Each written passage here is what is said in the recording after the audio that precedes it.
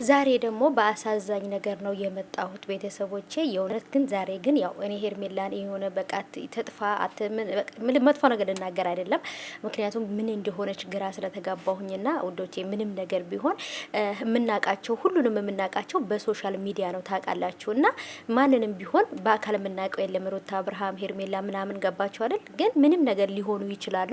እኛ ያው ግማሹ ሩታን ይደግፋል፣ ግማሹ ሄርሜላን ይደግፋል፣ ግማሹ አብርሃምን በቃ ይሄ ራሳችን በቃ እየቀለርን ጊዜ ለማሳለፍ ምናምን ነው አይደለም። አሰላሙ አለይኩም ወራህመቱላሂ ወበረካቱ። ሰላም ሰላም፣ ውድ የተከበራችሁ የቻናሌ ተከታታዮች፣ የኔ ውዶች፣ የኔ ወርቆች እንዴት ናችሁልኝ? ከኔ ጋር ሁሉ ሰላም ነው። ሰላማችሁ ብዝት ትርፍ ይበልልኝ እና ውዶቼ ዛሬም የመጣሁት እንግዲህ እውነት አላቅም፣ በጣም ፈርቻለሁም ደንግጫለሁ። ምክንያቱም ምንም ነገር ሰው ሊሆን ይችላል፣ ማንም ምንም ሊያደርገን ይችላል። ግን ለሰው ልጅ ክፉ አናስብም እና ያው እንግዲህ የሩታ ቤተሰብ ሄርሜላን ይቃወማል፣ የሄርሜላ ቤተሰብ ሩታን ይቃወማል አይደለ? አብርሃምም ደጋፊ ያለው ሄርሜላ ሩታም ሁሉም የየራሳቸው ደጋፊዎችና ቤተሰቦች አሏቸው እና እኔም ይሄ ሩታ ደጋፊ የሩታ ቤተሰብ ከሩታ ጎን መሆን ብሆንም ግን ሄርሜላ በፊት አውቃ ተደብቃ ምናምን የሆነ ነገር ነው የምናስበው። ገባችሁ አይደል? አሁን ላይ ግን ጥቁር ነገር ምናምን ወንድሟም እንደዛው ጥቁር ነገር አድርጓል፣ ፕሮፋይል አድርጓል፣ ጥቁሩን ፎቶን አጥቁሮ ለቆታል።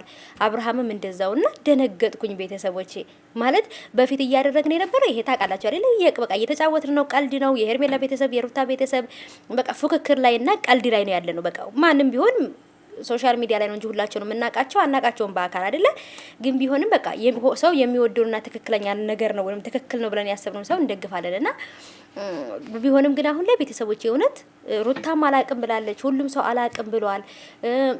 ሄርሜላ የት እንዳለች ማንም ሰው አያውቅም። እና አሁን ላይ ለምንድን ነው ጥቁር ነገር እንደዛ ፕሮፋይል ያደረጉት ወይንም ደግሞ ጥቁር ነገር ፎቶዋን የለጠፉት ለምንድን ነው?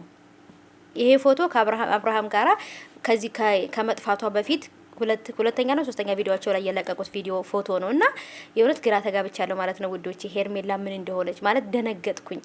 ምንም ቢሆን እኔ ሄርሜላንም ሩታንም ሁሉንም የማውቃቸው ዩቲዩብ ላይ ነው እና ግን ደግሞ የሆነ ነገር እኛ እንዳሰብኑ ሳይሆን ነገሩ ተቃራኒ ሆኖ ነው ወይንስ ምንድን ነው? ጥቁር ፕሮፋይል ወይንም ደግሞ ጥቁር ፎቶ አድርገውት ስላየሁት ፎቶን አጥቁረውት ምን ተፈጠረ ብዬ እውነት በጣም ነው የተጨነኩት ማለት ነው። ምክንያቱም የሰው ልጅ ምንም ነገር እስከሆናችሁ ድረስ ምንም ቢሆን እዚች ዓለም ላይ እስካላችሁ ድረስ ሰው ለሰውን ክፋት አያስብም ብዬ ነው የማስበውና በፊት ላይ በርግጥ አትገኝ አይኗ ትጥፋ ምናምን እያልን ነበረ። ግን የእውነት ነው የምላችሁ አሁን ላይ አዘንኩ ማለት ምንድነው የተፈጠረው? እኛ የምናስበው አውቃ ተደብቃ ነው በቃ አይደለ? አብርሃምን ለማስደንገጥ ወይም ደግሞ አብርሃም ባለፈው ሩታ የሰጠችውን ያ አንገት ሀብል ስለተቀበለ በሱ ተናዳ ነው ብዬ ነበረ እንትን ያልኩት ወይንም አውቃ ነው ብለን ነበር ሁላችንም ያሰብነውና አሁን ላይ ግን የእውነት የተፈጠረ ነገር ወይንም ህመም ገጥሟት ነው ወይንስ ደግሞ አላቅም። እውነት ለመናገር ትንሽ ደንግጫለሁኝ። ምክንያቱም መቼም ምንም ቢሆን ሰዎች ነን ታውቃላችሁ። እና እኔ ትንሽ ፕሮፋይል ጥቁር አድርገው እንትን ስላስቀመጡት ነው በሱ ነው የደነገጥኩት። እና ምንድነው የተፈጠረው?